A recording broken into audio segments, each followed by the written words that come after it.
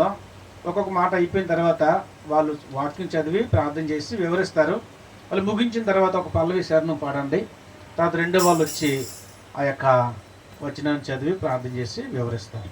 సమయంలో ఏలియా వచ్చి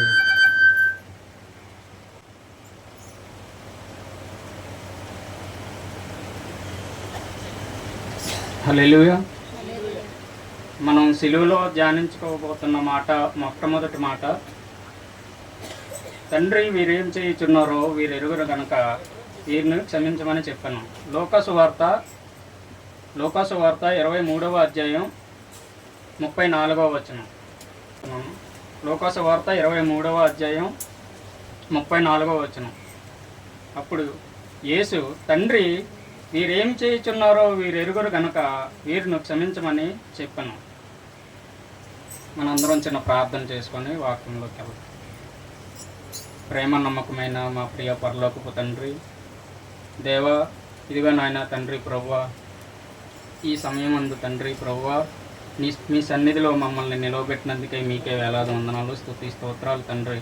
ఇదిగో నాయన తండ్రి ప్రభువా, ఈ వాతావరణం నాయన తండ్రి ప్రభువా, ఇలా మేము ఏర్పరచుకున్న ఈ గుడారాన్ని జ్ఞాపకం చేసుకోండి తండ్రి. దేవా నాయన, ఇంకా రానయ్యను బిడ్డలను తోడుకొని రావడానికి, అలాగే నాయన తండ్రి ప్రభువా నీ మాటలు వినుటకు వాళ్ళకి సహాయం దయచేయండి. అలాగే నాయన తండ్రి ప్రభువా, ఇప్పుడు మేము ధ్యానిస్తుండగా ఈ వాక్యంలో తండ్రి మీరు మాతో ఏదైతే మాట్లాడుతున్నారో తండ్రి ప్రభువా, మా జ్ఞానం చొప్పున కాదు కానీ తండ్రి ప్రభువా మీరే మీ జ్ఞానంతో మాకు మీ మాటలు మాలో ఫలింపడానికి, అలాగే నాయన భద్రపరచుకోవడానికి మీరే కృప చూపించండి దేవా. మీకే అలాది వందనాలు, స్తుతి స్తోత్రాలు తండ్రి. అలాగే నాయన తండ్రి ప్రభువా, ఈ వాక్యాల్లో ఉన్న తండ్రి ప్రభువా, ఇందులో ఉన్న మర్మాలను మేము గైకొనడానికి మీరే మాకు కృప చూపించండి. అలాగే నాయన తండ్రి ప్రభువా, మా చేతులతో మేము వేసుకున్న చిక్కుముళ్ళు నాయన విప్పుకోవడానికి నాయన తండ్రి ప్రభువా మాకైతే శక్తి చాలదు కానీ తండ్రి ప్రభువా మీరే సహాయం చేసి మా చేతి చిక్కుముళ్ళు మా చేతులతోనే విప్పుకోవడానికి, అలాగే నాయన మా శక్తి చాలని ఎడల మీ శక్తి మీ కృప ఉంచి ఆ చిక్కులను విప్పి నాయన తండ్రి ప్రభువా మేము మీ యందు నాయన తండ్రి ప్రభువా భయభక్తులు కలిగి మేము జీవించడానికి మీరే కృప చూపించమని ప్రభు అయిన యేసుక్రీస్తునామములో చిన్న ప్రార్థన అడిగి వేడుకుంటున్నాం మా పరలోకమున ఉన్న మా తండ్రి, ఆమేన్. ఇక్కడ మనం చదువుకున్న ఈ వచనంలో తండ్రి వీరేం చేయుచున్నారో వీరెరుగును కనుక వీరిని క్షమించమని ప్రభు అయిన యేసుక్రీస్తు వారు సిలువలో పలికిన మొదటి మాట. అయితే ఈ వచనంలో మనకి ఏం కనిపిస్తుంది? క్షమాపణ కనిపిస్తుంది. అయితే ఈ క్షమాపణ దేవుడు మన కొరకు తండ్రి అయిన దేవుడికి విలపిస్తున్నట్టు మనం జ్ఞాపకం చేసుకుంటాం. ప్రతి సంవత్సరం మన తరపున దేవుడికి ప్రభు అయిన యేసుక్రీస్తు వారు సిలువలో మన కొరకై అతను మాట్లాడుతున్నట్టుగా మనం మొట్టమొదటి మాటగా మనం ధ్యానం చేసుకుంటాం. అయితే ప్రభు అయిన యేసుక్రీస్తు వారు ఆ సమయంలో జరుగుతున్న పరిస్థితుల్ని ఆ సమయంలో ఆ యొక్క శిలువ యాగం జరుగుతున్న సమయంలో ఎంతో అవమానం అపహరణ అంతా జరిగి తన చుట్టూ ఉన్న ప్రజల కొరకైతే క్షమించమని అడిగాడని ఈ సందర్భంలో మనకి కనిపిస్తుంది. కానీ ప్రభు అయిన యేసుక్రీస్తు వారు ఆ యొక్క సందర్భంలోనే కాదు, తనకి ముందు జరిగిన సందర్భంలోనే, అలాగే జరుగుతున్న విషయాల్లోనే, అలాగే రాబోయే భవిష్యత్తు కాలంలో కూడా వీరేం చేయుచున్నారో వీరెరుగురు గనక వీరిని క్షమించమని దేవుడు ప్రభు అయిన యేసుక్రీస్తు వారు సిలువలో తండ్రికి మొరపెడుతున్నాడు. అయితే వీరిని ఎందుకు క్షమించాలి? వీరు చేస్తున్న ఆ యొక్క తప్పులేంటి? ఆ యొక్క శిలువ యాగంలోనే కాకుండా ముందు నుండి జరుగుతున్న ఆ యొక్క విషయాల గురించి మనం ధ్యానం చేసుకుంటే, నేను కొంత దీని మీద స్టడీ చేశాను. ఆ స్టడీ కొంచెం లోతుగా ఉంటుంది, టైం ఎక్కువ పడుతుంది. పర్వాలేదంటే లోతుగా వివరించుకుందాం, లేదంటే అలాగా కొన్ని వచనాలు చూసుకుంటూ వెళ్ళిపోదాం. ఏమంటారు? లోతుగా జ్ఞానిద్దామా లేకపోతే పైపైన అలాగా వెళ్ళిపోదాం అంటారా? చెప్పండి. లోతుగా అంటే టైం పడుతుంది, ఎండ ఎక్కువ ఉంది. మీరు చెప్తే దాన్ని బట్టి నేను తేలిగ్గా వెళ్ళిపోదాం అంటే మామూలుగా వెళ్ళిపోదాం, లోతుగా వెళ్దాం అంటే లోతుగా వెళ్దాం. అయితే ఈ యొక్క సందర్భం ఏం జరిగిందంటే, యేసుక్రీస్తుని అప్పగించేశారు సిలువకి. ఇస్కరియోతు యోధ నాణేలకి అమ్మేశాడు. అలాగే గెత్సెమనే తోటలో ప్రార్థన చేస్తుండగా ఆ యొక్క ఇస్కరియోతు యోధా ముద్దు పెట్టి నేను మీకు గుర్తు చెప్తాను పట్టుకోండి అని అన్నప్పుడు పట్టుకున్న తర్వాత హల్లెలూయా కరెంట్ పోయింది. అయితే యేసుని అప్పగించినప్పుడు ఆ యొక్క శిలువ మీద ఎక్కించినప్పుడు దేవుడు మొట్టమొదటిగా పలికిన మాట, అయితే ఆ శిలువను అప్పచెప్పినప్పుడు హేరోదు, పిలాతు, మనకి వీళ్ళ గురించి మనం చదువుకోవచ్చా, ముందు వచనాల్లో ఉంటుంది. మీకు కొంత పెన్ను కానీ పేపర్ కానీ ఏమైనా ఉంటే కొద్దిగా రాసుకోండి, మీకు ఎప్పుడైనా అవసరం వస్తుంది. ఎందుకంటే నేను ప్రిపేర్ అయినప్పుడు మన సంఘంలో బయట వాళ్ళు చాలా మంది మనల్ని ప్రశ్నిస్తుంటారు, కానీ మన సంఘంలో మనమే మనకి ప్రశ్న వేసుకోవాలి. అంటే మీరు వాళ్ళకి, వాళ్ళు మీకు కాదు. మన అంతరంగంలో మనమే ప్రశ్న లేవనెత్తుకోవాలి. అటు విధంగా మన సంఘం ఉండాలని నేను ఆశపడ్డాను. అలాగే చాలా ప్రశ్నలు మనకి లేవనెత్తుకునే పరిస్థితి నేను నెలకొల్పాలని ఈ యొక్క మాట నేను ఎప్పటి నుండో ప్రిపేర్ అవుతూ వస్తున్నాను. ముందుగా నేనే ఆసక్తి కలిగి పాస్టర్ గారిని అడిగాను, మాటలు ఎప్పుడండి చెప్దాం అంటే పాస్టర్ గారు చెప్పారు, పలానా రోజున చెప్దాం, మన సంఘంలో ప్రకటించినప్పుడు నాకు సంతోషం అనిపించింది. అందుకే నేను ప్రిపేర్ అవుతున్నప్పుడు మన సంఘంలో ప్రతి ఒక్క వ్యక్తి తన మనసులో తనకు తాను కొన్ని ప్రశ్నలు లేవనెత్తుకోవాలి. అది ముఖ్య ఉద్దేశం. ఇక్కడ దేవుడు కూడా ఏమంటున్నాడంటే వీరిని క్షమించమని చెప్పాను. వీరిని ఎందుకు క్షమించమన్నాడని మనం ఈ యొక్క ప్రశ్న కానీ మనం లేవనెత్తుకున్నట్టయితే, మనం ఈ యొక్క శ్రమ దినాలు 40 రోజుల నుండి మనం ఫాలో అవుతూ వస్తున్నాం. శ్రమ దినాలు ఎందుకు ఈ శ్రమ దినాలు మనం ఫాలో అవుతున్నాం? మనం తెలుసో తెలియకో మనం ఫాలో అవుతున్నాం. కానీ ఫాలో అవుతున్నప్పుడు మనం ఇందులో చాలా మంది ఉపవాసాలు ఉంటారు, అలాగే భోజనం మానేసి ఉంటారు, దేవుడికి ప్రార్థన చేస్తూ ఉంటారు. అలాగే దీంట్లో ఇంకో ముఖ్య ఉద్దేశం, పేదలకి కొంత మనం మన దగ్గర కలిగిన ఏదైనా కొంత పంచిపెట్టాలని ఈ యొక్క శ్రమ దినాల్లో వాటి యొక్క భావం. అయితే చాలామంది ఉపవాసాలు ఉండి ఈ యొక్క ప్రార్థనలో దేవునికి దగ్గరగా ఉన్నారని నేను ఆశిస్తున్నాను. అయితే ఈ శ్రమ దినాలు ఎందుకు పాటిస్తున్నారు, ఎలా మొదలు ఈ శ్రమ దినాలు అనేది కొద్దిగా మనం ఆలోచన చేస్తే, ఇవి మనకి లెంట్ డేస్. ఈ 40 డేస్ అనేవి మనం 40 డేస్ వరకు 40 డేస్ అంటాం. యాక్చువల్గా ఈస్టర్ వరకు చూసుకుంటే 46 డేస్, అంటే 46 రోజులు ఈ యొక్క ఉపవాస దినాలు జరుగుతూ ఉంటాయి. యూదులు అయితే 8 వారాలు చేసుకుంటారు, వాళ్ళది పక్కన పెట్టద్దాం. మనం అయితే 40 దినాలు, అలాగే ఈ వారం వరకు పాటిస్తే, ఈస్టర్ వరకు పాటిస్తే 46 రోజులు, విశ్రాంతి దినాలు ఆదివారాలు కూడా కలుపుకుంటే 46 రోజులు వస్తుంది. అయితే ఈ ఈ యొక్క లెంటిన్ అంటే లెంట్ డేస్ అంటే ఇది లెంటిన్ అనే పదం నుండి వచ్చింది. ఇది ఎవరంటే గ్రీకులు పిలుచుకునే ఆ యొక్క లెంటిన్ అదే దాని నుండి వచ్చిందే లెంట్. ఈ లెంట్ అనేది ఒక ఋతుకాలం, ఒక ఋతుక్రమం జరిగేది అనమాట. ఋతుకాలం అంటే ఈ యొక్క సీజన్ మారే ఈ యొక్క చేంజ్ని వాళ్ళు లెంటిన్ అనే పిలుచుకుంటారు. అంటే ఋతువుల కాలం మారే ఈ యొక్క ప్రక్రియని వాళ్ళు అలా పిలుచుకుంటారు. దానికి వాళ్ళకి ఒక వసంతకాలం, మనకైతే వసంతకాలం, వాళ్ళు లెంటిన్ అని పిలుచుకుంటారు. ఆ యొక్క వసంతకాలానికి దానికి గుర్తు ఏంటంటే వాళ్ళు ఒక దేవుణ్ణి కొలుస్తారనమాట. ఒక దేవుణ్ణి ఆ లెంటిన్ ఆ డేస్లో ఒక దేవుణ్ణి ఆరాధిస్తారు. వాళ్ళు వసంతకాల దేవుడు అంటారనమాట. అయితే ఈ వసంతకాలం ఈ దేవుడి గురించి మనం వివరించుకోవడానికి మీకు కొన్ని నేను రెఫరెన్స్లు ముందుగానే చెప్తాను. బైబిల్ చదవగలిగిన వాళ్ళు తీసుకొని ఉంచండి, ఎందుకంటే టైం కూడా ఎక్కువ పడుతుంది కాబట్టి మీకు ముందుగానే రెఫరెన్స్లు నేను చెప్తున్నాను. దీన్ని నేను బేస్ చేసుకున్న రెఫరెన్స్లు ఏంటంటే ఆదికాండము 10వ అధ్యాయము 1, అలాగే ఆదికాండం తీసి పెట్టుకోండి, ఆదికాండం 10వ అధ్యాయం. నెక్స్ట్ ఇర్మియా 44వ అధ్యాయం 1 తీసి పెట్టుకోండి. అలాగే ఎస్కేలు 8వ అధ్యాయం తీసి పెట్టుకోండి. ఆదికాండము, ఇర్మియా 44, ఎస్కేలు 8వ అధ్యాయము, అలాగే రాజులు 2వ గ్రంథము 21వ అధ్యాయం. ఇవి మీరు తీసుకొని కొద్దిగా పెట్టుకుంటే నేను చదవమన్నప్పుడు చదవడానికి మీకు వీలుగా ఉంటుంది. ఇది పాత నిబంధనని బేస్ చేసుకొని నేను తీసుకున్న రిఫరెన్స్లు. అలాగే కొత్త నిబంధనల నుండి కొన్ని రిఫరెన్స్లు తీసుకున్నాను. అది అపోస్తల కార్యములు 17వ అధ్యాయం 1 ఒక రిఫరెన్స్ దాంట్లో తీసుకున్నాను. అలాగే 1వ కొరింథీయులు 10వ అధ్యాయం తీసి పెట్టుకోండి, అదొక రిఫరెన్స్ తీసుకున్నాను. తర్వాత మీకు ఇంకో రిఫరెన్స్ చెప్తాను. 1వ కొరింథీయులు 10వ అధ్యాయం తీసుకున్నారు కదా, రోమా 1వ అధ్యాయం కూడా తీసి పెట్టుకోండి. ఇది నేను చదవమన్నప్పుడు నాకు కొంచెం మీరు చదివి వినిపిస్తే నేను అలా ముందుకు వెళ్ళిపోతాను. అయితే ప్రభు వీరిని ఎందుకు క్షమించమని చెప్పాడని మనం ఒక్కసారి జ్ఞానిస్తే, ఎందుకంటే మనం తెలుసో తెలియకో చాలా ఆచారాలు ఫాలో అవుతుంటాం. నా ముఖ్య ఉద్దేశం చెప్పాను, ప్రశ్నలు లేవనెత్తాలి. మన సంఘంలో ఒక మనిషి నుండి మనిషికి కాదు, ఉన్న ప్రతి మనిషి కూడా తన యొక్క అంతరాత్మని ప్రశ్నించుకోవడానికే నా ఈ ప్రయత్నం. అయితే ఈ ప్రయత్నం ఎందుకంటే నేను అనుకున్నాను, మనం తెలుసో తెలియకో చాలా మూఢనమ్మకాలను మనం నమ్ముతూ ఉంటాం. మూఢనమ్మకాలు అయితే తుమ్మునప్పుడు మళ్ళీ 2 నిమిషాలు ఆగడం, ఇలాంటి మనకి తెలియకుండానే మనం ఎన్నో ఆచారాలు మనకి తెలియకుండా ఎన్నో ఫాలో అవుతున్నాం. ఈరోజు అలాంటి చిక్కు ప్రశ్నలు అవి మనం పాటించకూడదు. బైబిల్ ఏం చెప్తుందో మనం వెళ్ళిపోదాం. బైబిల్ చదివగలిగిన వాళ్ళు రిఫరెన్స్లు తీసి పెట్టుకోండి. ఒకవేళ బైబిల్ చదవలేను అనుకున్న వాళ్ళు, పురుషులు ఒక పర్సన్ పేరు తమ్మూజి పేరు చెప్తాను, పురుషులు దాన్ని ఫాలో అయిపోండి.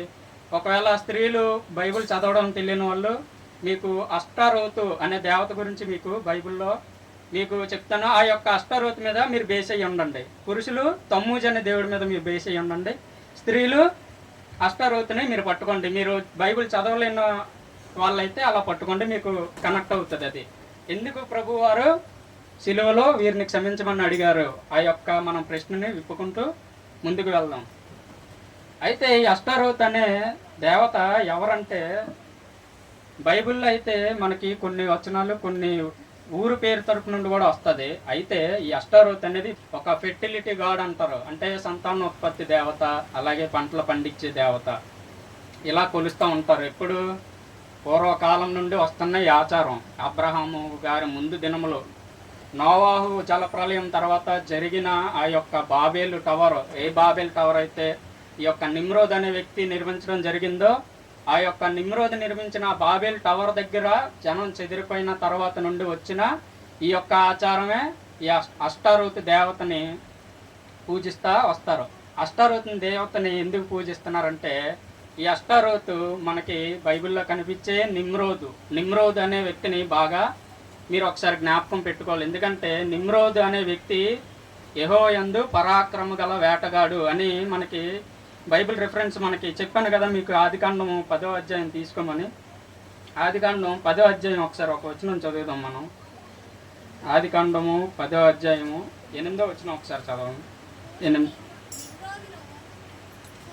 కూసు నిమ్రోదును కనెను, అతడు భూమి మీద పరాక్రమశాలి ఇండుటకు ఆరంభించిన. చాలు, ఇక్కడ ఏమనుంది? కూసు నిమ్రోదును కనెను, అతడు భూమి మీద పరాక్రమశాలి అంటే ఇంకా అతనికి మించిన వేటగాడు లేడు, అతనికి మించిన వ్యక్తి లేడు.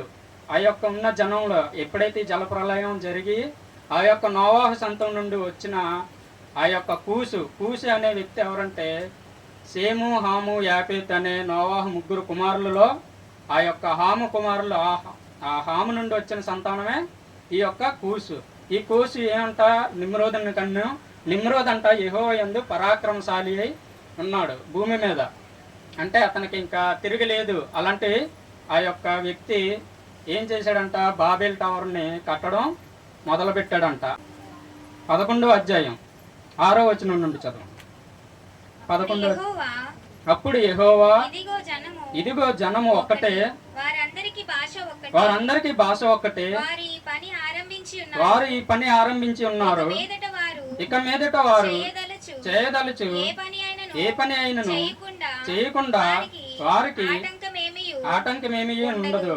గనుక మనము దిగిపోయి వారిలో ఒకని మాట ఒకనికి తెలియకుండా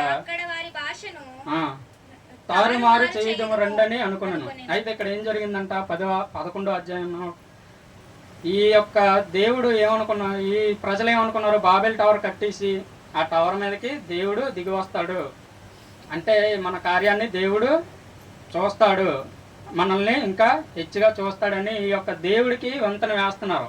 ఈ యొక్క బాబెల్ టవర్ ద్వారా దేవుడిని మనం చేరుకోవచ్చు అనే ఈ యొక్క బాబెల్ టవర్ నిర్మాణం జరుగుతున్నప్పుడు దేవుడికి ఏమన్నా చూడడానికి వచ్చాడు. ఈ యొక్క బాబెల్ టవర్ కడుతున్నారు, ఇంకా వీళ్ళు చేసే పనులకి అంతు పొంతు లేదు, వీళ్ళని ఎలాగైనా ఏం చేయాలి?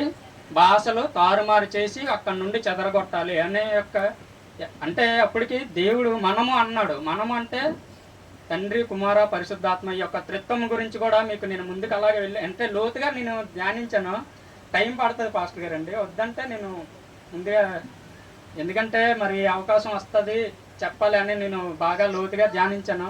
కొద్ది ఎండైనా తట్టుకొని ఉంటే మనకు మంచి ఇన్ఫర్మేషన్ వస్తుంది. కొద్దిగా ఓపిక తెచ్చుకొని వినండి, ఎందుకంటే మళ్ళీ మనకి ఆ యొక్క సమయం దొరకపోవచ్చు, నాకు కూడా ఈ యొక్క అవకాశం రాకపోవచ్చు. అందుకే నేను కొంచెం లోతుగా వెళ్తున్నాను. నా తర్వాత చెప్పవలసిన వాళ్ళని కూడా దృష్టిలో పెట్టుకొని నేను కొద్దిగా వేగంగానే వెళ్ళిపోతాను.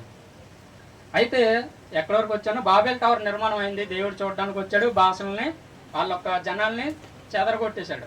ఎందుకు చెదరగొట్టేశాడంటే వాళ్ళ యొక్క ఉద్దేశం ఏమై ఉంది, అప్పటికే మనం పరాక్రమశాలి అనుకున్నాం. నిమ్రోద్ ఏం చేస్తున్నాడు, ఆ యొక్క బాబెల్ టవర్ ఆ టైంలో కడుతున్నారంటే అతనే కెప్టెన్ అయ్యి ఉంటాడు. ఆ యొక్క టవర్కి పేరైతే ఈ 11వ అధ్యాయంలో లేదు, కానీ పరాక్రమశాలి అయినప్పుడు అతనికి అక్కడ ఎదురులేదు. అతని ఆధ్వర్యంలోనే ఆ బాబెల్ నిర్మాణం జరుగుతుంది అన్నట్టుగా మనం చదువుకోవాలి, ధ్యానం చేసుకుంటూ వెళ్ళాలి. అయితే బాబెల్ టవర్ అయిపోయింది, అక్కడ నుండి జనాల్ని చెదరగొట్టాడు దేవుడు. అయితే అప్పుడు ఆ యొక్క ఉన్న ప్రదేశంలో జనం భూమి అందంతటా లేరు, ఎందుకంటే అప్పుడే నోవాహు ప్రళయం జరిగింది. అప్పుడప్పుడే జనాలు వ్యాపిస్తూ వస్తున్నారు. అయితే ఈ యొక్క బాబెల్ టవర్ దగ్గర ఉన్నప్పుడు మాత్రం ఒకే భాష, అక్కడ మనం చదువుకున్నాం కదా, అక్కడ ఉన్న జనం ఒక్కటే, వారికి ఉన్న భాష ఒక్కటే. అయితే ఇప్పుడు మనం అంటూ ఈ భూమి అంతా వ్యాపించి ఉన్నాం. జనాలు వాళ్ళ భాషలు వేరు, వాళ్ళ తెగలు వేరు, వాళ్ళ జాతులు వేరు, వాళ్ళ కులాలు వేరు, వాళ్ళ మతాలు వేరు. ఇంత మనకి ఇప్పుడు ఉంది. అప్పుడులో వాళ్ళకంతా ఏముంది, ఒకే భాష, ఒకే జనం. ఆ యొక్క ప్రజలు ఇప్పుడు భూమి మీద ఉన్న మొట్టమొదటి భాష ఏదైనా మనం గూగుల్లో కొడితే హిబ్రూ అని వస్తుంటుంది మనకి. హిబ్రూ అంటే మొట్టమొదటి యూదులు మాట్లాడుకునే భాష అని వస్తుంది. కానీ యాక్చువల్గా మనకి ఆ యొక్క ప్రదేశంలో నివసిస్తున్న ప్రజలు సుమేరియన్స్ అంటే సుమేరియా అనే ఒక ప్రాంతం నుండి ఆ యొక్క ప్రాంతంలో నివసిస్తున్న ప్రజలను బట్టి వాళ్ళు మాట్లాడుకునే భాష సుమేరియన్ లాంగ్వేజ్ అన్నమాట. ఆ యొక్క సుమేరియన్ అనేది మనకి అలా తరచు అలా ముందుకు వెళ్తుండగా మెసొపొటేమియా అనేగా అభివృద్ధి చెందింది. ఆ మెసొపొటేమియా ప్రాంతం నుండే అక్కాడియన్ సామ్రాజ్యం వచ్చింది, అలాగే బాబిలోనియన్ సామ్రాజ్యం వచ్చింది, అలాగే అస్సీరియా అంటాం కదా, ఆ యొక్క అస్సూరియన్స్ కూడా ఆ యొక్క మెసొపొటేమియా నాగరికత డెవలప్ అయిన తర్వాత నుండి ఈ యొక్క తెగలు, ఈ యొక్క సామ్రాజ్యాలు ఏర్పడతా వస్తున్నాయి. అంటే జనం అభివృద్ధి చెందుతూ ఉన్నారు. మీరు బాబెల్ టవర్ దగ్గర జనం చెదిరిపోయిన దగ్గర నుండి అలాగా మీరు ముందుకు వస్తే సామ్రాజ్యాలు ఏర్పడ్డాయి, భూమి అందంతటా జనం వ్యాపించడం మొదలుపెట్టారు. అయితే మీకు ఇక్కడ అష్టారోతుని మీకు జ్ఞానం పెట్టుకోమన్నాను కదా. అష్టారోతు ఎవరంట, అస్సూరియల దేవత. ఈ యొక్క అష్టారోతు అస్సూరియల దేవత. వీళ్ళని ఇప్పుడు యాపేతు నుండి ముగ్గురు కొడుకులు ఎన్ని విధాలుగా వాళ్ళు చెదిరిపోయారని చెప్పాను. యాపేతు నుండి ఎవరు వచ్చారు, గ్రీసు దేశస్థులు, టర్కీ దేశస్థులు, ఇరాన్లో సగభాగం, అలాగే యూరోప్, నార్త్ ఆసియా, ఈ దేశ ప్రజలందరూ యాపేతు నుండి వ్యాపించారు. నోవా జలప్రలయం తర్వాత మీకు చెప్తున్నాను. తర్వాత హాము నుండి ఇథియోపియా, ఈజిప్టు, లిబియా, కనాన్, పాలస్తీనా, ఇలా ఈ దేశాల నుండి హాము యొక్క సంతానం ఈ దేశాలకు అభివృద్ధి చెందింది. అలాగే సేము, హాము, యాపేతు కదా. ఇప్పుడు సేము గురించి కూడా చూస్తే ఇరాన్లో సగభాగం యాపేతు కొంతమంది, అలాగే సేమ్ సంతానం కూడా ఇరాన్లో సగభాగం వాళ్ళు ఉన్నారు.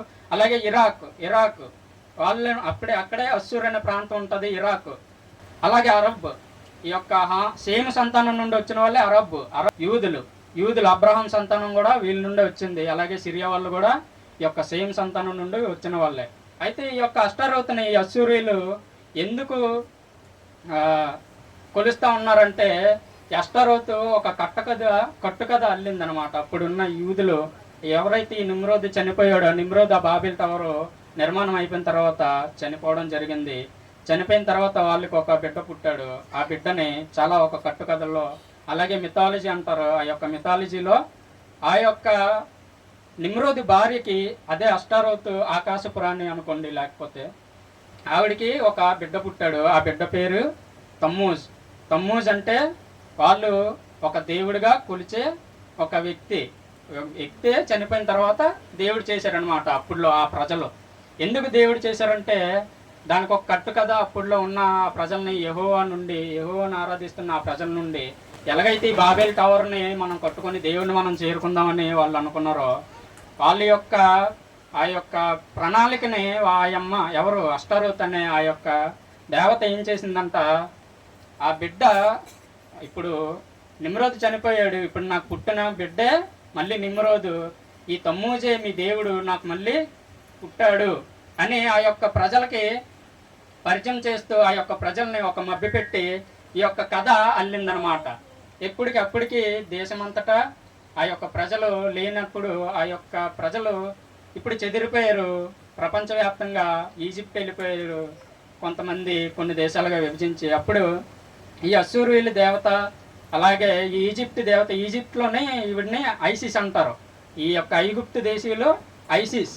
అలాగే ఈ యొక్క అష్టారోతనే చాలా విధాలుగా ఐసిస్, సెమిరామిస్, అలాగే ఫెర్టిలిటీ గాడు, ఇలాగ చాలా విధాలుగా పిలుస్తారు. మనకు బైబిల్లో ఆవిడ గురించి ఆకాశ ప్రాణి అలాగే అష్టారోత్ అని కూడా మనకి కోడ్ చేయడం జరిగింది. అయితే ఎప్పుడైతే ఈ యొక్క నిమ్రోది చనిపోయాడో తన పుట్టిన బిడ్డని తమ్మూజుగా పరిచయం చేస్తూ, ఈ యొక్క తమ్మూజు మీకు లవ్ గాడ్, ఈ యొక్క తమ్మూజ్ అనే వ్యక్తి మీకు ప్రేమదేవుడు, ఈ దేవుణ్ణి మీరు ఇంకా నిమ్రోది స్థానంలో ఈ దేవుణ్ణి మీరు ఆరాధించాలన్నట్టుగా ఆ యొక్క ప్రజల్ని మభ్యపెట్టి కట్టుకదల్లి ఈ యొక్క యెహోవా నుండి కొంతమంది ప్రజల్ని దూరం చేయడం వల్ల ఆ యొక్క ప్రజలు ఆ యొక్క దేవుడు చనిపోయాడు. ఇప్పుడు నిమ్రోదు అదే నిమ్రోదు స్థానంలో తమ్మూజు వచ్చాడు, ఈ తమ్మూజుని మనం ఆరాధిద్దాం అన్నట్టుగా అప్పుడున్న ప్రజలు ఆరాధించి, ఆ యొక్క తమ్మూజు కూడా కొంతకాలం తర్వాత మరణించిన తర్వాత ఈవిడికి ఇంకా ఏం చేయాలో తెలియక ఇంకా ఈవిడేమన్నది, తమ్మూజు చనిపోయాడు, ఇప్పుడు ఈ తమ్మూజు పాతాళంలోకి వెళ్ళిపోతున్నాడు, ఈ యొక్క తమ్మూజు దేవుడు మీ దేవుడు పాతాళంలోకి వెళ్ళిపోతున్నాడు, ఇప్పుడు ఈ పాతాళంలో నుండి మళ్ళీ పైకి వస్తాడు ఆ వసంతకాలంలో, లెంటిన్ డేస్, మనం లెంటిన్ అన్నాం కదా, లెంట్ డేస్. ఈ యొక్క ఎండలో కాలంలో సూర్యుడు రూపంలో మీకు పైకి వస్తాడు, ఆ దేవుడికి మీరు ఆరాధన చెయ్యాలి, ఆ దేవునికి మీరు పూజలు చెయ్యాలి అన్నట్టుగా అప్పుడు మొట్టమొదట మొదలైన ఆ యొక్క సందర్భం, ఈ యొక్క విగ్రహారాధనకి పునాది పడింది అప్పుడే. ఆ యొక్క విగ్రహారాధన, ఐడల్ వర్షిప్ అప్పుడే అది డెవలప్మెంట్ చేసి ఆ కట్టుకథని ఆ యొక్క ప్రజల్లో పెట్టడం వల్ల ఇప్పటికీ కూడా ఈ విగ్రహారాధనని మనం జయించలేకపోతున్నాం. అంటే దేవుడు ఏం చెప్పాడు, భూమి అందు దేనిని చేసుకోవద్దన్నప్పుడు ఈ యొక్క ప్రజలు బాబేల్ టవర్ను కట్టి ఆ యొక్క తమ్మూజుని దేవుడిగా పెట్టి ఆ ప్రజల్ని మభ్యపెట్టింది. అయితే ఈ ఆకాశ ప్రాణి ఇంకా ఏం చేసిందంటే ఈ తమ్మూజుని గాడుగా వాళ్ళకి పరిచయం చేసి వదిలేసింది. అయితే తరతరాలు గడుస్తూ వస్తున్నాయి. తర్వాత ఈ యోదయ దేశంలో అలా కొన్ని జనరేషన్లు మనం నోవహు నుండి ముందుకు వచ్చేసిన తర్వాత కొన్ని జనరేషన్లు ప్రవక్తలు కూడా ప్రవచిస్తున్నారు, మీరు చేస్తుంది తప్పు, ఈ విగ్రహారాధన అని తప్పు, దేవుడిది ఆ మోసే ధర్మశాస్త్రాన్ని మీరు ఫాలో అవ్వట్లేదు, మీరు వేరే దానికి మీరు డైవర్ట్ అవుతున్నారని ఇర్మియా అలాగే యెహెజ్కేలు ద్వారా దానియేలు ద్వారా మాట్లాడుతున్న ప్రవక్తలు చెప్తున్నా సరే వీళ్ళు వినట్లేదు. అయితే ఇర్మియా ఏం చెప్తున్నాడు, అదే ప్రజలకి, అదే ఆ ఆచారానికి అలవాటు పడిపోయిన ప్రజలకి ఇర్మియా ఏం చెప్తున్నాడో ఒకసారి మనం ఇర్మియా 44వ అధ్యాయం 15వ వచనం ఒకసారి చూసుకుందాం. అప్పుడు తమ భార్యలు అన్య దేవతలకు ధూపము వేయుదురని ఎరిగి ఉన్న పురుషులందరూ అక్కడ నిలిచి ఉన్న స్త్రీలను మహాసమాజముగా కూడిన వారును ఐగుప్తు దేశమందలి పత్రోసులో కాపురముండు జనులందరూ ఇర్మియాకు ఇలాగ ప్రత్యుత్తరం ఇచ్చిరి, యెహోవా నామమును బట్టి నీవు మాకు ప్రకటించి ఈ మాటను మేము అంగీకరింపము, మేము నీతో చెప్పిన సంగతులన్నింటినీ నిశ్చయముగా నెరవేర్చబోచున్నాం.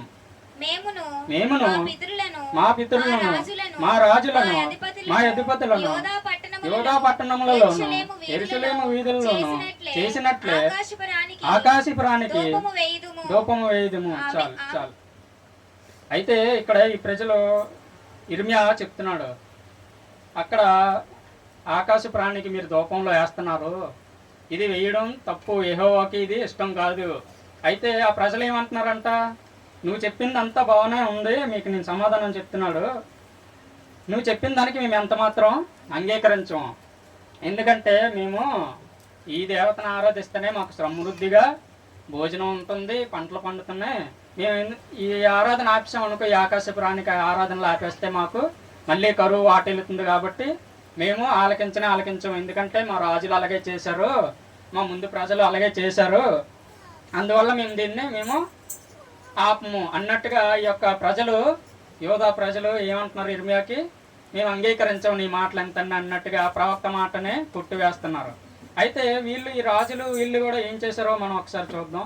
2వ రాజుల గ్రంథం 21వ అధ్యాయం, 2వ రాజుల గ్రంథం 21వ అధ్యాయం 5వ వచనం. 2వ రాజుల గ్రంథం 21వ అధ్యాయం 5వ వచనం.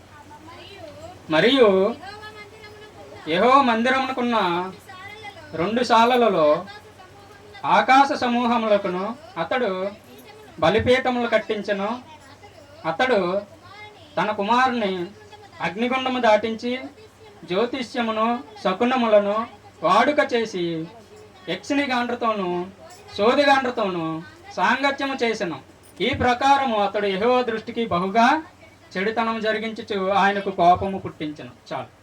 ఇక్కడ మనస్సే అనే ఒక రాజు, హిజ్కియా వాళ్ళ అబ్బాయి ఏం చెప్తున్నాడంట, ఆ యొక్క దేవుడి మందసం, దేవుడి యొక్క సన్నిధిలో అతడు బలిపీఠాలు కట్టించాడంట. ఆకాశ సమూహాలకి అతడు బలిపీఠాలు కట్టించాడు. అలాగే అగ్నిగుండము దాటేస్తున్నాడంట. ఇలాగా ఈ యొక్క అన్యాచారాలు, ఈ యొక్క రాజులు చేసిన ఈ యొక్క పనులు దృష్టిలో పెట్టుకుని అక్కడ ఇర్మియాకి వాళ్ళు ఏం చేస్తున్నారు, అంగీకరించట్లేదు, తిరస్కరిస్తున్నారు. ఆ యొక్క ప్రవక్త యొక్క వాక్కులను వాళ్ళు కొట్టిపడేస్తున్నారు. అలాగే యెహెజ్కేలు కూడా ప్రవచిస్తాడు. ఈ యొక్క బందీకి వెళ్ళిపోయారు వీళ్ళు, చెరగ పట్టి వెళ్ళిపోయారు, అయినా సరే వీళ్ళు మారలేదు. యెహెజ్కేలు కూడా అదే కోట్ చేస్తున్నాడు. అది కూడా చదవండి ఒకసారి. 8వ అధ్యాయం, యెహెజ్కేలు 8వ అధ్యాయం 13, 14 ఒకసారి చదవండి.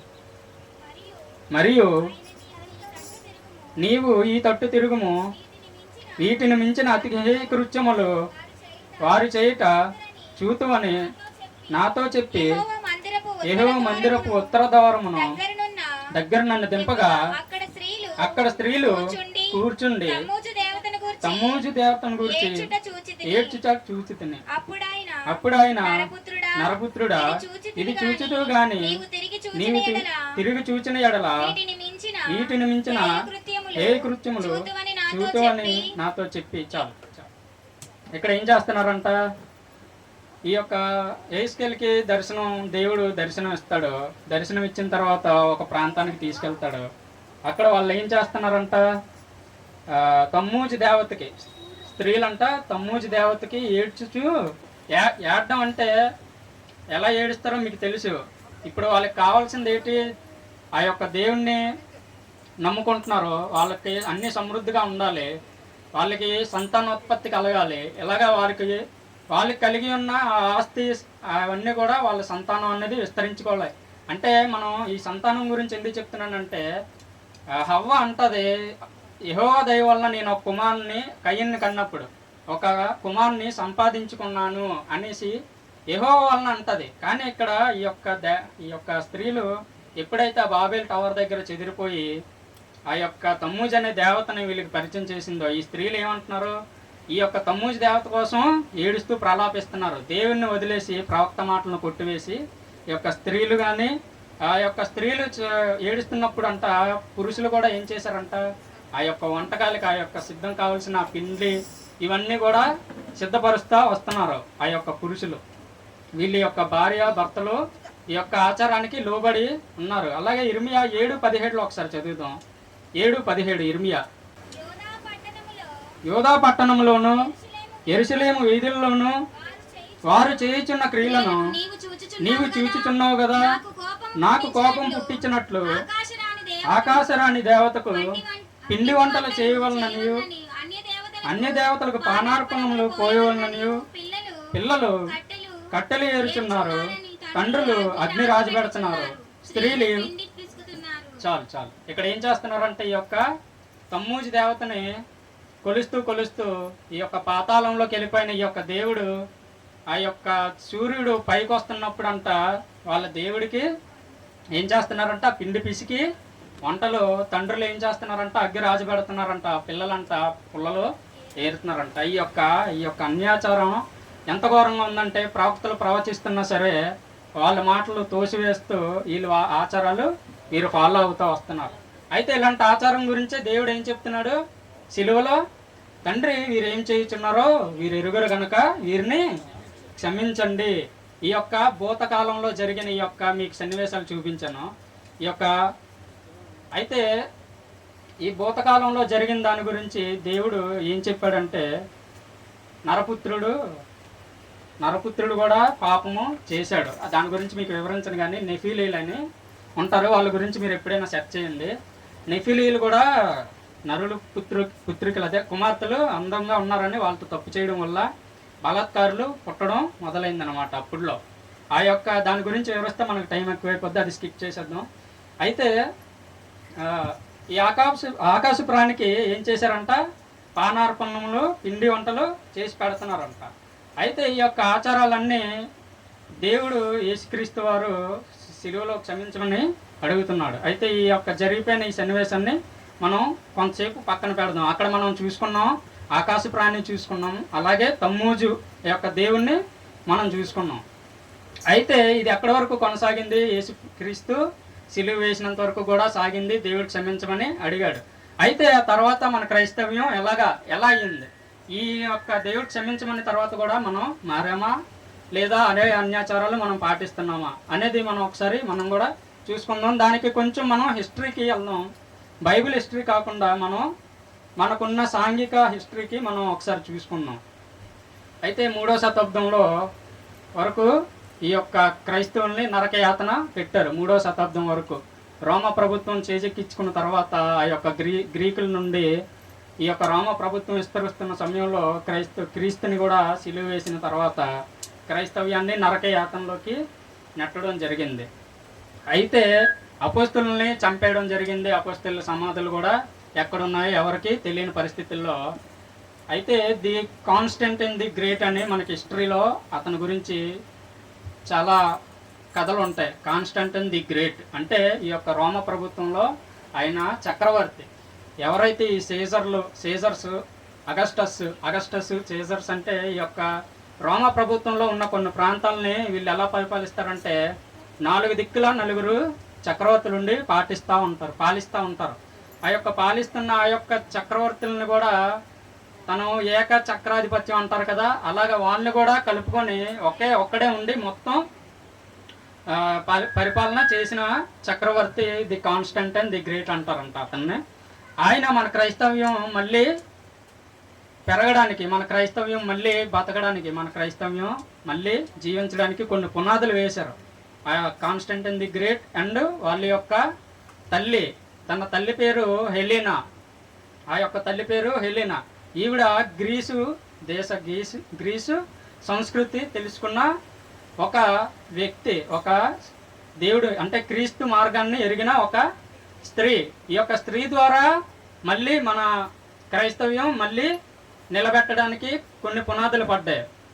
ఎక్కడైతే ఆ స్త్రీ తమ్మూజు దేవతని పరిచయం చేసిందో మళ్ళీ ఇక్కడ స్త్రీ యొక్క హెలీనా అనే ఈ యొక్క స్త్రీ మన క్రైస్తవ్యానికి మళ్ళీ కొన్ని పునాదులు వేసిందనమాట. ఆ యొక్క రోమ ప్రభుత్వం నుండి మనల్ని ఎలాగైతే మళ్ళీ కాపాడిందో ఈ పేతురు, ఈ యొక్క అపోస్తులు ఎవరైతే ఉన్నారో ఆ సమాధుల్ని వెతికించింది ఈ యొక్క చక్రవర్తి యొక్క తల్లి. ఆ యొక్క అపోస్తుల సమాధుల్ని వెతికించి ఎక్కడెక్కడ ఉన్నాయో అక్కడ చర్చిలు కట్టడం మొదలుపెట్టింది. మన క్రైస్తవ్యానికి మళ్ళీ పునాదులు వేసిందనమాట హెలీనా. మీరు ఎక్కడైనా పెన్ను పేపర్ ఉంటే మీరు రాసుకుంటే మీకు ఎప్పుడైనా ఆ యొక్క హిస్టరీ అనేది మనకి అవసరం ఉంటుంది. అవసరం కాకపోయినా చెప్పాను కదా, ప్రశ్నలు మనకి మనమే కాకుండా బయట వాళ్ళు అడిగినప్పుడు మనం చెప్పలేము ఎలాగో. కనీసం మన సంఘంలో ఉన్న వాళ్ళు అడిగినా చెప్పినా చెప్పకపోయినా పర్వాలేదు, కానీ మన అంతరాత్మ మనల్ని ప్రశ్నిస్తున్నప్పుడు మనకి సమాధానం మనమే చెప్పుకోవాలి. కాబట్టి ఈ యొక్క హిస్టరీ మీకు పరిచయం చేస్తున్నాం. అయితే మీకు చాలామంది తెలిసి ఉంటే సంతోషం, కాకపోతే తెలియకపోతే మీరు కొంచెం నోట్ చేసుకుంటే మంచిది. అయితే ఈ యొక్క పునాదులు పడుతున్న సమయంలో మళ్ళీ కొన్ని వ్యతిరేకతలు వచ్చాయి.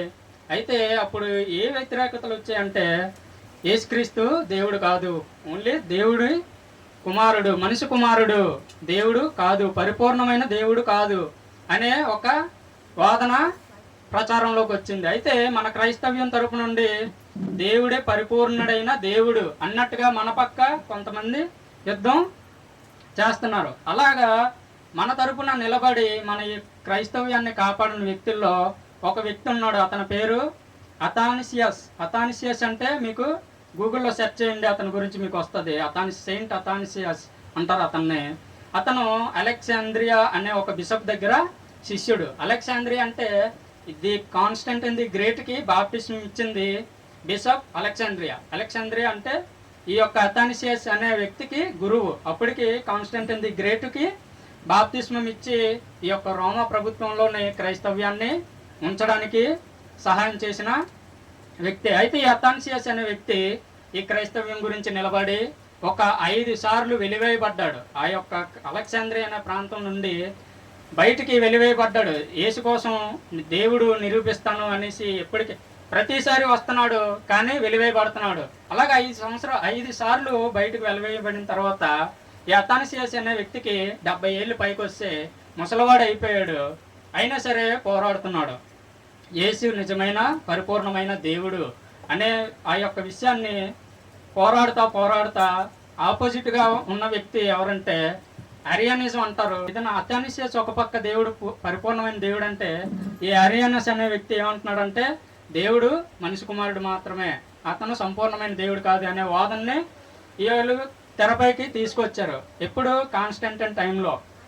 ఆ యొక్క టైంలో తీసుకొస్తున్నప్పుడు ఈ వాదనలు ఎలాగైనా మనం కొద్దిగా సర్దుబాటు చేయాలి. మన ప్రభుత్వం ఇలాగా కొట్లాట్లకి ఇలాగా మతకల్లో గొడవలకి దారి తీయకుండా దీనికి శాంతిపరమైన ఏదైనా మనం చర్య తీసుకోవాలనేసి అప్పుడులో క్రీస్తు శకం 325లో నైకియా అనే ఒక కౌన్సిల్ ఏర్పాటు చేశారనమాట. దీన్నే నైసియా కూడా అంటారు. మళ్ళీ ఆసియా అనుకోకండి, నైసియా అంటారు. దీన్ని నైసియా కౌన్సిల్ ఏర్పాటు చేసిన తర్వాత 325లో ఈ యొక్క ఎవరైతే దేవుడికి విరోధంగా ఆ వ్యక్తి చేస్తున్నాడో ఆ వ్యక్తిని ఓడించి మన క్రైస్తవం అథానిసియస్ అనే వ్యక్తి ఆ యొక్క కౌన్సిల్లో నెగ్గడం జరిగింది. నెగ్గిన తర్వాత మన క్రైస్తవ్యాన్ని కొంచెం వెసులుబాటు దొరికింది. ఎందుకంటే ఈ ధర్మశాస్త్రంలో ఈ 40 రోజులు ఈ లెంట్ ఫాలో అవుతున్న దీని గురించి కూడా దాంట్లో వాళ్ళు చర్చించుకోవడం జరిగింది. అయితే మళ్ళీ దీన్ని లోకల్గా ఉన్న బిషప్లు మళ్ళీ ఈ యొక్క 40 రోజుల ఈ యొక్క లెంట్ విషయం గురించి 366లో ఆ లోకల్గా ఉన్న బిషప్లతో కూడా కొంచెం ఫిల్టర్ చేశారు. ఈ యొక్క 40 రోజుల్లో ఈ తమ్మూజి దేవత ఇదంతా కాదు, ఇది సరికాదు, సూర్యుడిని వీళ్ళు ఆరాధిస్తున్నారు, దేవుని చేత వీళ్ళు కల్పించబడిన ఈ యొక్క సృష్టిని వీళ్ళు ఆరాధిస్తున్నారు, దీని గురించి వీళ్ళకి ఇవి సడన్గా తీసేయమంటే ఇది వీళ్ళకి జీర్ణించుకోలేరు. అందువల్ల మళ్ళీ మనకి తిరుగుబాట్లు జరిగి గొడవలు అవుతాయి. అందువల్ల మనం ఏం చేద్దామంటే 40 రోజులనే ఆచారాన్ని ఉంచుదాం.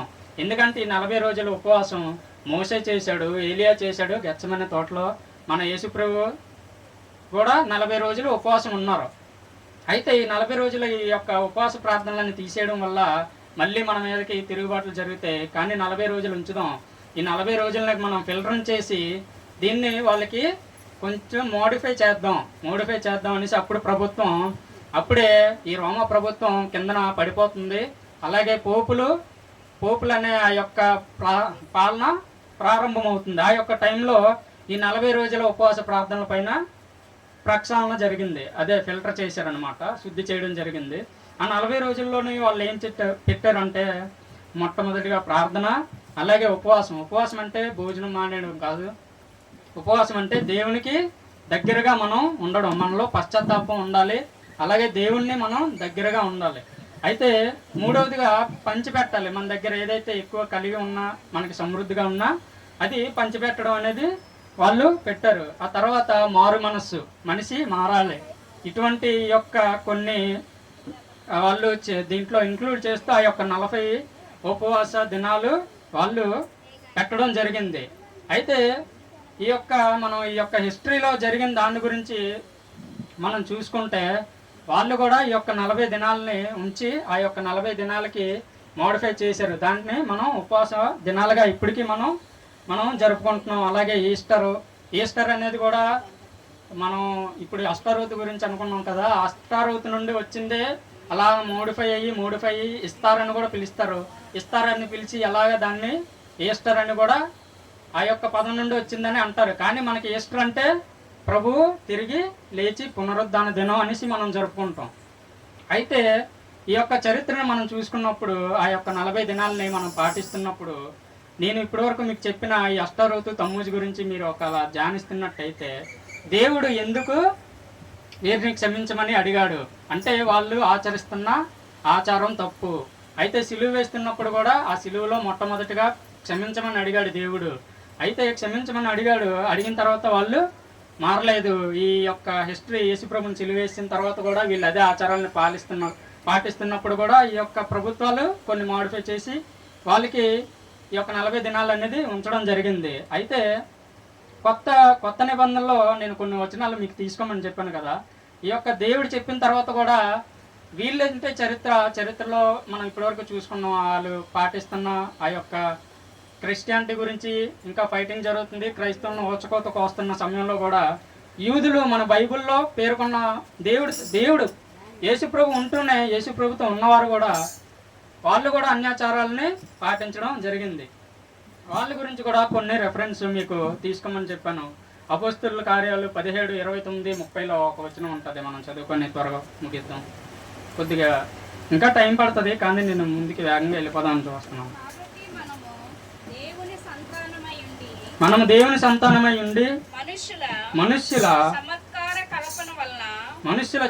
కల్పన వల్ల మలచబడిన బంగారమునైనను వెండినైనను రాతినైనను దేవత్వము పోలి ఉన్నదని తలంపకూడదు. చాలు. అయితే ఇక్కడ ఏం చెప్తున్నాడు? రాగితో కానీ బంగారంతో కానీ రాతితో కానీ దేన్నైనా మనం మోడిఫై చేసుకొని దాన్ని మనం దేవుడని తలంచకూడదు. ఎందుకు అలా తలంచకూడదు అంటే మనకి ముందు నుండి ఇప్పటివరకు మనం ధ్యానించాం దేవుడు ఒక్కడే. కానీ మనం అనేక విధాలుగా ఈ యొక్క అష్టారోతు ఏం చేసింది, ఆ యొక్క తమ్మూజుని పాతాళంలోకి వెళ్ళిపోయిన తర్వాత సూర్యుడు మన మీదకి వస్తాడు, నడినెట్టు మీదకి వస్తాడు. అప్పుడు మీరు పిండి వంటలు అవి చేసుకొని మీరు అతన్ని ఆరాధించాలి అన్నట్టుగా ఈ యొక్క అష్టారోతునే ఆ యొక్క దేవత ఎలా అయితే పరిచయం చేసిందో ఇంకా ప్రభు చనిపోయిన తర్వాత కూడా వీళ్ళు మానకుండా వాళ్ళు ఏం చేస్తున్నారు, మోడిఫై చేస్తున్నారు. అదే దేవతల్ని అన్యాచారాలని రాగి రూపంలోని ఆ బంగారంతోనే రాతులతోనే చేసుకొని వాళ్ళు ఆరాధిస్తూ వస్తున్నారు. ఈ యొక్క అపోస్తలుల కార్యాల్లో మనం చదువుకున్నాం. అంటే ఇంకా మానలేదు, ఇప్పటికీ కూడా వీళ్ళు మానలేదు. మనం జస్ట్ ఈ రోజుకి కూడా విగ్రహారాధన అనేది చాలా ఉంది బయటన. ఇంకా అది పోతుందో కూడా తెలియదు. దేవుడు రెండో రాకడ సమయంలో ఎలా ఉంటుందో తెలియదు. కాకపోతే మన సంఘం వరకు మాత్రం మనం జ్ఞానం కలిగి జీవించాలి. అంటే మూఢనమ్మకాలు మనం ఇందాక చెప్పుకున్నాం కదా, ఇల్లు దాటకూడదు, టైం చూసుకోవడం, జ్యోతిష్యాలు, శకునాలు, ఇలాంటి మూఢనమ్మకాలు కూడా మనం పాటించకూడదు. చేయి జారిపోతే చుట్టాలు వస్తారు, తర్వాత తుమ్మితే అశుభం, అలాంటివన్నీ మనం పట్టించుకోకూడదు. ఎందుకంటే ఇవన్నీ మనం వదిలేయాలి. ఇవన్నీ వదిలేసి దేవుడే మన పక్షాన మాట్లాడుతున్నాడు వీరిని క్షమించమని. అయితే అపొస్తలుల కార్యాల్లో మనం చూసుకున్న వాళ్ళు ఏం చేశారంట, ఆ యొక్క ప్రతిమలు చేసుకొని వాటిని ఇంకా పూజిస్తూనే వస్తున్నారు. అదే రోమీలు 1వ అధ్యాయం ఒకసారి చూద్దాం. రోమా 1:23 ఒకసారి చూడండి.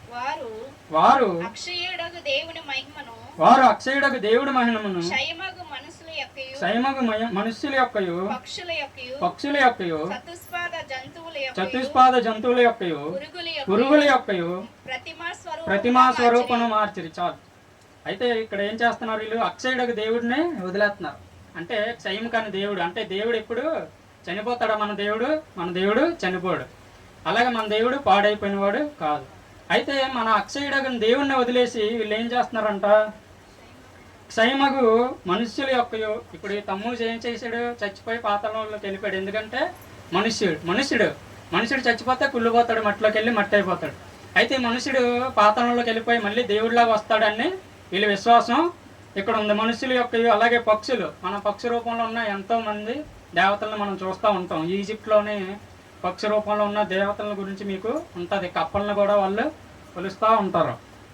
అయితే చతుష్పాద జంతువుల యొక్క పురుగుల యొక్క ప్రతిమా స్వరూపంగా మార్చి ఆ యొక్క పక్షుల్ని ఆ యొక్క జంతువుల్ని వాళ్ళు ఏం చేస్తున్నారంట, ప్రతిమలుగా మార్చి వాళ్ళని దేవుడిగా వాళ్ళు కొలుస్తూ ఉన్నారు. ఈ యొక్క ప్రభు అయిన యేసుక్రీస్తు వారు సిలువలో ప్రాణం పెట్టిన తర్వాత కూడా ఈ యొక్క ఆచారాలు వాళ్ళు మానక మనకి ఈ అపోస్తులైన దేవుని శిష్యులు మనకి ఈ వచనాల ద్వారా తెలుపుతూ ఉన్నారు. అలాగే 1 కొరింథీలు 10వ అధ్యాయం 14లో కూడా దీనికి సంబంధించిన ఒక మాట ఉంటుంది, ఒకసారి మనం చదువుకుందాం.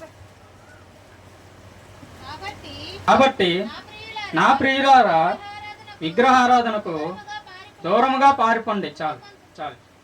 అయితే ఏమంటున్నాడు కొరింథీల్లోని, కాబట్టి నా ప్రియులారా విగ్రహారాధనకు దూరముగా పారిపోండి. ఎందుకంటే వీళ్ళు చేసేది కరెక్ట్ కాదు. ఎందుకంటే ఆ యొక్క విగ్రహారాధన అనేది అక్కడి నుండి మొదలైంది.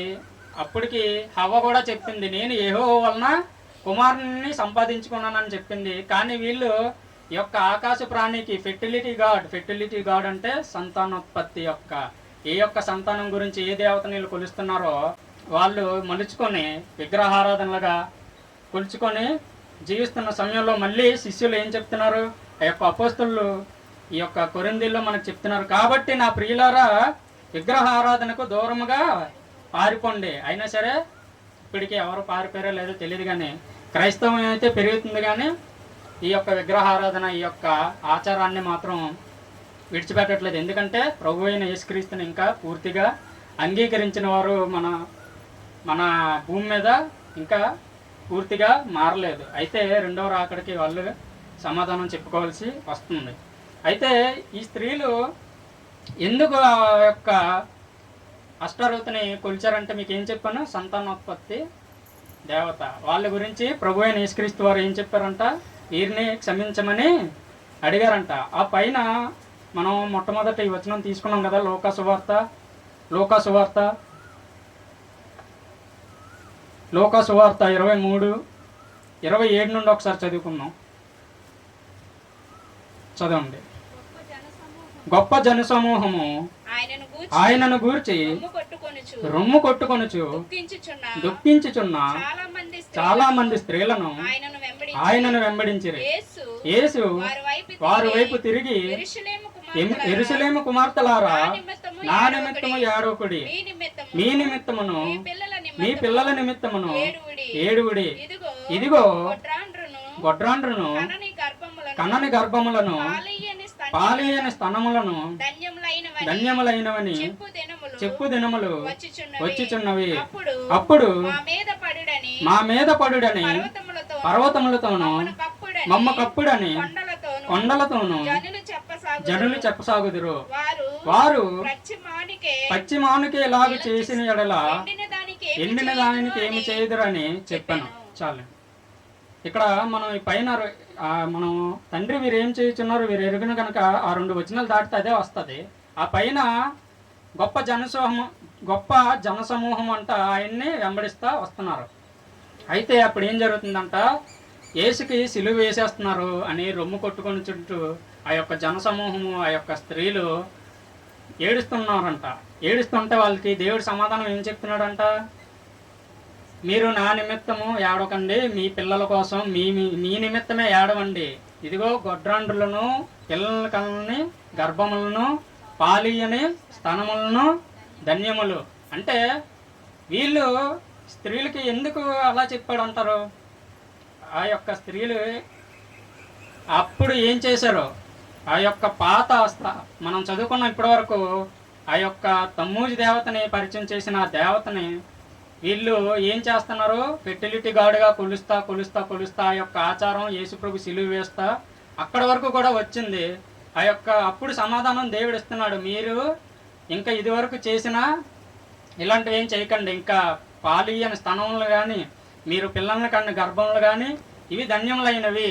అంటే ఇంకా మీరు పిల్లలు కలగకపోయినా మీకు ఎటువంటి బాధ లేదు, మీరు ధన్యులుగా ఉంటారు, అందువలన మళ్ళీ మీరు ఇటువంటి ఆచారాలకి పోకండి అన్నట్టుగా ఆ యొక్క దేవుడు సిలువలో మొట్టమొదటిగా పలికిన మాట, తండ్రి వీరు ఏం చేయుచున్నారో వీరు ఎరగరు కనుక వీరిని క్షమించమని అంటున్నాడు.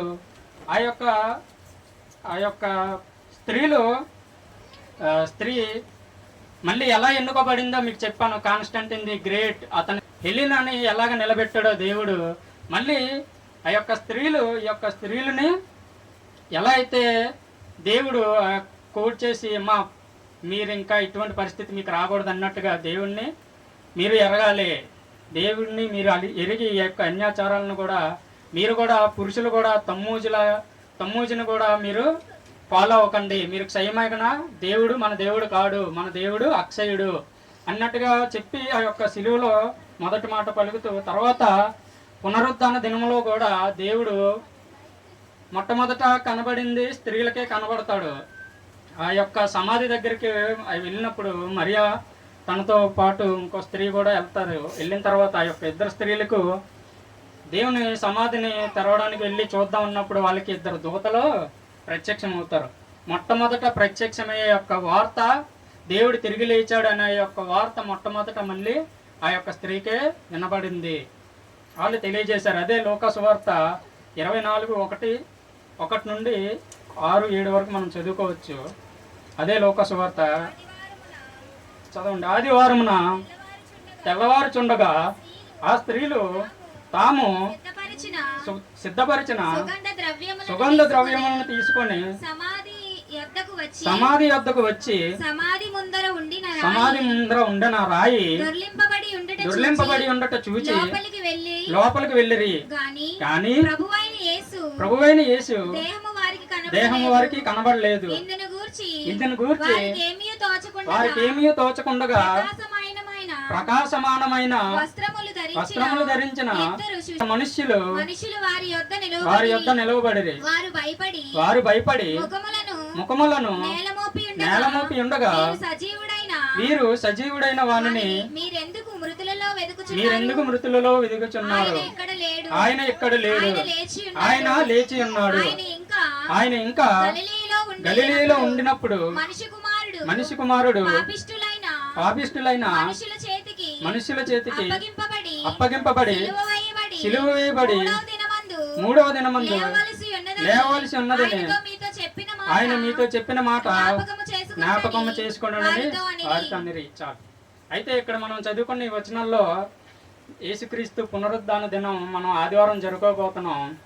మనం ప్రతిదీ గమనించుకుంటూ వెళ్ళాలి. దేవుడు మనకి అనుక్షణం దేవుని యందు మనం ఉన్నప్పుడు దేవుడు మనల్ని ఎప్పుడూ మాట్లాడుతూనే ఉంటాడు. వాక్యం చదువుతుండగా వాక్యం ద్వారా మాట్లాడతాడు, విన్నప్పుడు వినడం వల్ల మనకి మాట్లాడతాడు, దర్శనాలప్పుడు దర్శనాల ద్వారా కూడా మనల్ని మాట్లాడతాడు. మన హృదయంలోకి దేవుడిని ఆహ్వానించాలి. ఇక్కడ క్షయమైన దేవుడిని మీరు ఎందుకు వెతుకుతున్నారు? దేవుడు సజీవుడై ఉన్నాడు. దేవుడు సజీవుడై 3వ దినమున లేవలసి ఉన్నది అన్నట్టు దూతలు మొట్టమొదట ఆ యొక్క స్త్రీలకి చెప్తా ఉన్నారు. ఇలాగా ఈ యొక్క ఆచారాన్ని వీళ్ళు పాటిస్తున్నప్పుడు ఆ యొక్క యేసు ప్రభు వారు సిలువలో తన మొట్టమొదటి మాట పలికాడు. ఆ మాటే, తండ్రి వీరేం చేయుచున్నారో వీరు ఎరుగురు కనుక వీరిని క్షమించమని. దేవుడు ఈ అవకాశం ఇచ్చిన నాకు, ఈ సంఘ బిడ్డలకు, అలాగే సంఘ కాపరికి నా యొక్క ప్రత్యేక కృతజ్ఞతలు. నేను చెప్పిన దాంట్లో ఏమైనా తప్పులు ఉంటే మన్నిస్తారని ముగిస్తున్నాను.